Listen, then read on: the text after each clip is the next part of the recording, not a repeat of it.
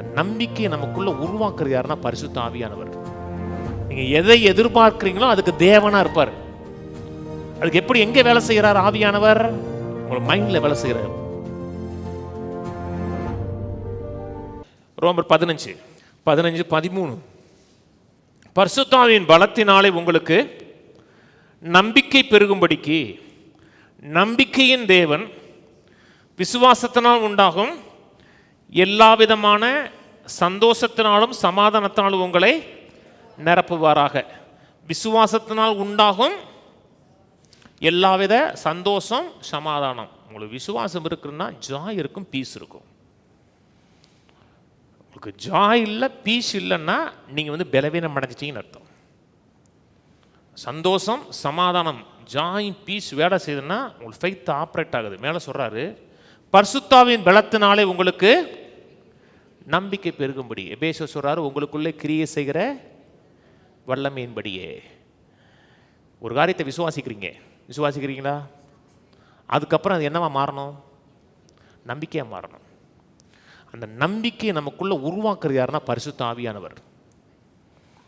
ஃபெய்த்தும் விஷனும் ஒன்றா வேலை செய்யும். விசுவாசமும் தரிசனமும் இணைந்து வேலை செய்யும். தரிசனங்கிறது என்ன? கர்த்தர் நமக்குள்ள மனதில் வரையக்கூடிய படங்கள். ஒரு காரியத்தை நீங்கள் நம்ப ஆரம்பிச்சோன்னா ஆவியானவர் உங்கள் மனதில் படங்களை வரைய ஆரம்பிப்பார். இப்படி ஒரு வாழ்க்கை இருக்கும், எதிர்காலம் இப்படி இருக்குங்கிறது ஒரு படத்தை உள்ள வரைய ஆரம்பிப்பார். எந்த படத்தை ஒரு வல்லமையாக வரைய ஆரம்பிக்கிறாரோ அதற்கு அவர் தேவனாக இருப்பார். நம்பிக்கையின் தேவன் என்ன? எதிர்பார்ப்பின் தேவன். நீங்கள் எதை எதிர்பார்க்கிறீங்களோ அதுக்கு தேவனாக இருப்பார். அதுக்கு எப்படி எங்கே வேலை செய்கிறார் ஆவியானவர்? உங்களை மைண்டில் வேலை செய்கிறார். நம்பிக்கை எங்கெங்க வேலை செய்யுது? மனதிலே ஆவிலையா? மனதில்ங்க. மனதில் ஹோப் வேலை செய்யுது, எதிர்காலத்தை குறித்த எதிர்பார்ப்பு வேலை செய்யுது. அது ஆவியானவர் அதில் வேலை செய்கிறார். எந்த அளவுக்கு எப்படி வேலை செய்கிறாருன்னா வார்த்தை இருக்குது, அந்த வார்த்தையை நீங்கள் சிந்திக்கிறீங்க, சிந்திக்க ஆவியானவர் ஒவ்வொரு ஸ்ட்ரோக்காக பெயிண்டர் வரைகிற மாதிரி உங்களுக்குள்ள அப்படியே வரைகிறாரு.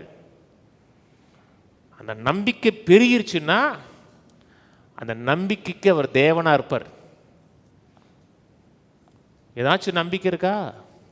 கடன்லாம் அடைச்சிருவோம், நிறைவாக வாழுவோம், கடனை கொடுப்போம். கடன் கொடுப்போம்னா கடனை கொடுப்போம்.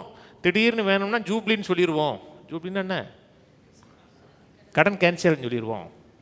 கொடுக்கும்போதே கேன்சல் சொல்லக்கூடாது, யூபிளின்னு சொல்லக்கூடாது. நாளைக்கு காலையில் வந்து நிற்பான் இன்னொரு யூபிளி மாவே. கொடுக்கும்போது கொடுக்கணும், எப்படி கட்டுறான்னு பார்க்கணும். பார்க்க விட்டு திடீர்னு சரிப்பா ஜூப்ளிப்பா அப்படின்னு சொல்லி போயிடலாம். ஏன்? அது உங்களுக்கு மேட்ரு கிடையாது, கொசுறு மாதிரி. அதெல்லாம் மைண்டில் வைங்க, சிந்திங்க. ஆபிரகாம் விசுவாச தகப்பன் எப்படி வேலை செய்ய வச்சார்? அவனை எதிர்பார்க்க வச்சார்.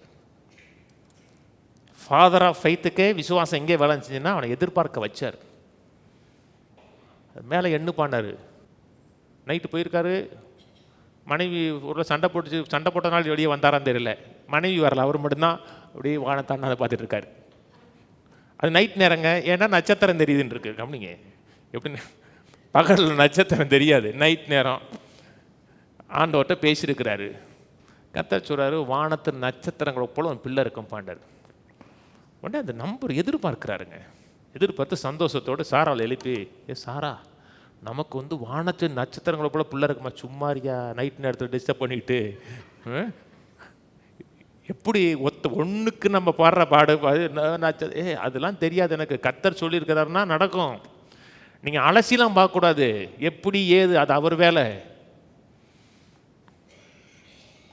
அவர் செய்வார். ஆனால் நான் என்ன செய்யணும்? எதிர்பார்க்கணும். எதிர்பார்க்க வச்சாருங்க அவனை. எதிர்பார்க்க வச்சு தான் கிரியை செஞ்சார். மனதில் கிரியை செஞ்சவொன்னா சரீரம் மாறிச்சு. மனதில் கிரியை செஞ்சால் சூழ்நிலையும் மாறிடும். அப்போ முதல்ல கர்த்தர் நமக்கு நல்ல எதிர்காலம், வளமான எதிர்காலம், சக்சஸ்ஃபுல் எதிர்காலம், நம்பிக்கையினால் நிறைந்த எதிர்காலத்தை கொடுக்குறார். நம்ம என்ன செய்யணும்? அதை எதிர்பார்க்கணும், பேசணும், சிந்திக்கணும். அப்புறம் அதை குறித்த ஒரு எக்ஸைட்மெண்ட் இருக்கணும். எதிர்காலத்தை நினச்சி பயப்படக்கூடாது, கண்ணீர் விடக்கூடாது.